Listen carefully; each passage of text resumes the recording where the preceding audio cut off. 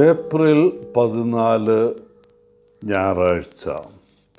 ലൂക്ക 24:35 മുതൽ 48 വരെ വാക്യങ്ങൾ. ഒരിടത്ത് ഒരു ചെറുപ്പക്കാരനുണ്ടായിരുന്നു. അവൻ എല്ലാവരെയും ഭയപ്പെട്ടിരുന്നു.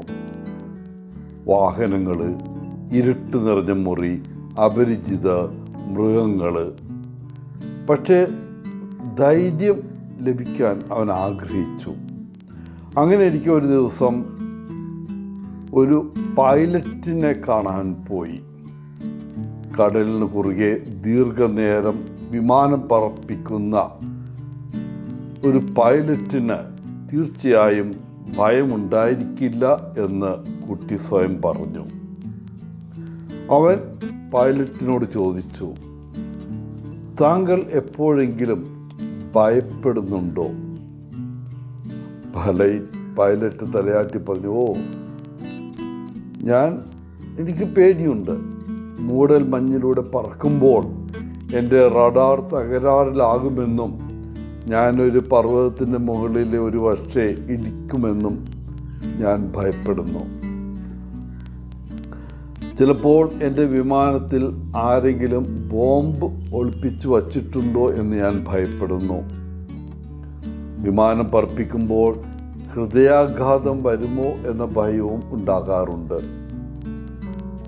ചിലപ്പോൾ എന്തുകൊണ്ടാണ് ഞാൻ ഭയപ്പെടുന്നതെന്ന് എനിക്ക് തന്നെ അറിയില്ല. അപ്പോഴൊക്കെ താങ്കൾ എന്താണ് ചെയ്യുന്നത്? യുവാവ് പൈലറ്റിനോട് ചോദിച്ചു.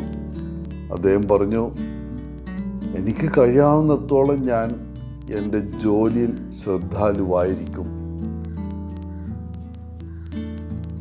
ഭയം ഉണ്ടെങ്കിലും അത് ഉപേക്ഷിച്ച് എൻ്റെ ജോലിയിൽ ഞാൻ തുടരും. ഇന്നത്തെ സുവിശേഷ ഭാഗത്ത്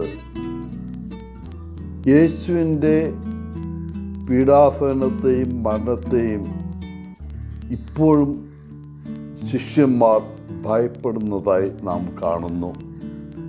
യഹൂദ അധികാരികൾ തങ്ങളെയും അന്വേഷിച്ച് കണ്ടുപിടിച്ച് ശിക്ഷിക്കുമെന്ന് അവർ ഭയപ്പെട്ടു.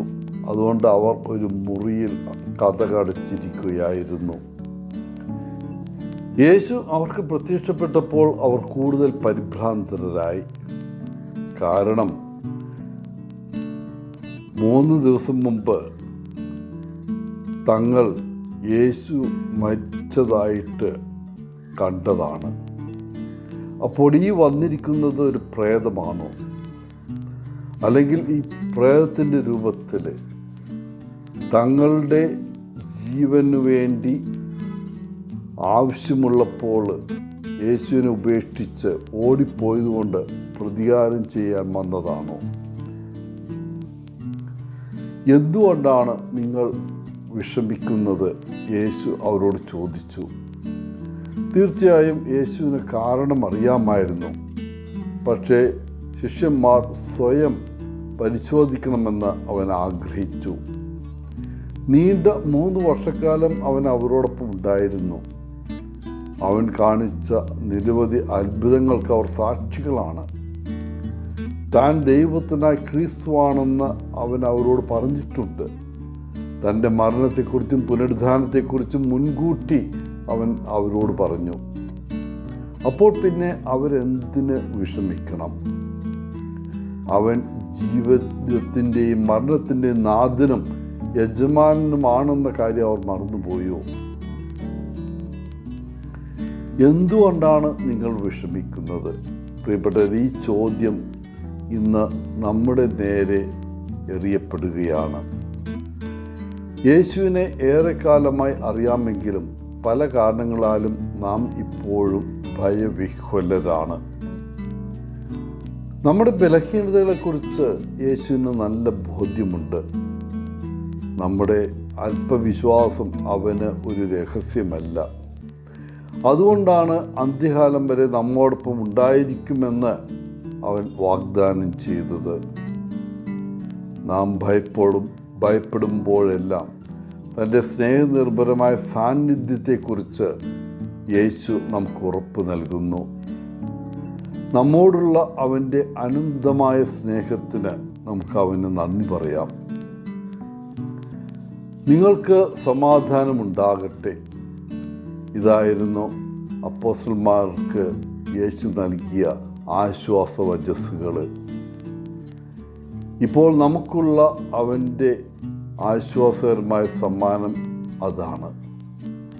തൻ്റെ വിടവാങ്ങൽ പ്രസംഗത്തിൽ ലോകത്തിന് നൽകാൻ കഴിയാത്ത സമാധാനം താൻ അവർക്ക് നൽകുമെന്ന് യേശു തൻ്റെ ശിഷ്യന്മാരോട് വാഗ്ദാനം ചെയ്തു. ആ വാഗ്ദാനം നമുക്ക് വേണ്ടി കൂടി ഉള്ളതാണ്.